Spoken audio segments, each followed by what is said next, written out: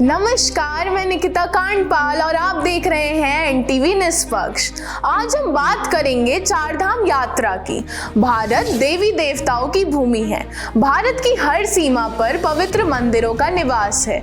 इनमें से चारधाम यात्रा सनातन धर्म में बहुत प्रसिद्ध है और श्रद्धालुओं के जीवन में इसका एक अलग ही महत्व है, क्योंकि माना जाता है ये यात्रा सभी प्रकार के पाप धोकर मोक्ष के द्वार खोल देती है। कुछ लोगों का मानना है यमुनोत्री जो माँ यमुना को, गंगोत्री जो माँ गंगा को, केदारनाथ धाम जो भगवान शिव को और बद्रीनाथ धाम जो भगवान विष्णु जी को समर्पित हैं, यही धाम चार धाम यात्रा के धाम हैं। पर इन्हें छोटा चार धाम यात्रा का धाम माना जाता है। जी हाँ, भारत के वास्तविक चार धाम बद्रीनाथ, जगन्नाथ पुरी, रामेश्वरम और द्वारकाधीश हैं। ये चारों धाम भारत की अलग अलग दिशा में स्थित हैं। बद्रीनाथ उत्तराखंड के उत्तर में है, तो वहीं जगन्नाथपुरी ओडिशा के पूर्व में है। बात की जाए रामेश्वरम की तो ये तमिलनाडु के दक्षिण में है और द्वारकाधीश गुजरात के पश्चिम में है।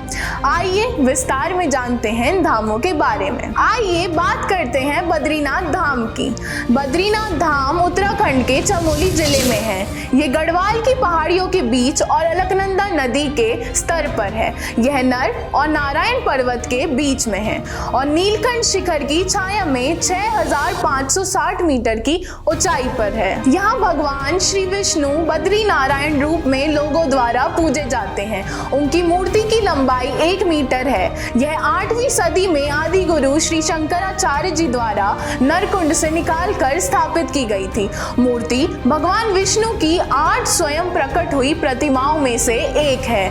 आगे बढ़ते हैं और बात करते हैं जगन्नाथपुरी मंदिर की। यह मंदिर भारत के उड़ीसा राज्य में है और भगवान विष्णु के श्री कृष्ण अवतार को समर्पित है। यहाँ के मुख्य देवी देवता भगवान श्री कृष्ण और उनके भाई बलभद्र और बहन सुभद्रा हैं। यहाँ हर वर्ष जून जुलाई के महीने में विश्व प्रसिद्ध जगन्नाथ यात्रा का आयोजन होता है, जिसमें भगवान श्री कृष्ण और उनके भाई बहन बलभद्र और सुभद्रा जी की मूर्तियों को अति भव्य और विशाल रथों में सजाया जाता है। और लोगों के अनुसार एक बार मां सुभद्रा जी ने दोनों भाइयों से अपनी मौसी के घर गुंडिचा जाने की इच्छा व्यक्त की थी, जिसके बाद दोनों भाई माता के साथ रथ में वहां गए थे और आज लोग इसी घटना को त्योहार के रूप में मनाते हैं और यात्रा को मंदिर से 3 किलोमीटर दूर गुंडिचा में उनकी मौसी के मंदिर ले जाते हैं।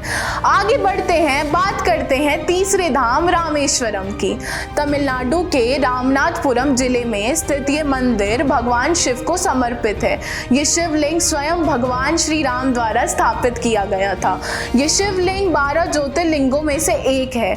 यहाँ विश्व का सबसे बड़ा गलियारा है और इस मंदिर की खास बात की जाए तो इसे बनाने के लिए पत्थरों को श्रीलंका द्वारा लाया गया था। तो आइए इसी तरह अब हम बात करते हैं अपने चौथे और आखिरी धाम की, जो है द्वारकाधीश। ये गुजरात के द्वारका में स्थित है। ये 2200 से 2500 साल पुराना है। इसका निर्माण भगवान श्री कृष्ण के पड़पोते व्रजनभ द्वारा किया गया था। यहाँ भगवान श्री विष्णु की 8वें अवतार यानी कृष्ण रूप में उनकी पूजा होती है और यह उन्हीं की नगरी मानी जाती है। ये मंदिर 5 मंजिला है जो 72 खंभों पर स्थापित है। मंदिर का शिखर 78.3 मीटर ऊंचा है और शिखर पर करीब 84 फुट लंबी धर्म ध्वजा फहराती है, जिस पर सूर्य और चंद्रमा बने हैं। आश्चर्य की बात यह है ये ध्वजा 10 किलोमीटर की दूरी से भी देखी जा सकती है। तो ये सब थी कुछ प्रसिद्ध बातें चारों धामों की। माना जाता है भगवान श्री विष्णु अलग अलग अवतारों में इन स्थानों में शामिल होते हैं। रामेश्वरम में वह स्नान करते हैं, बद्रीनाथ में ध्यान करते हैं, पुरी में भोजन करते हैं और द्वारका में विश्राम करना पसंद करते हैं। ऐसी और भी बातें जानने के लिए बने रहें एनटीवी निष्पक्ष के साथ। धन्यवाद।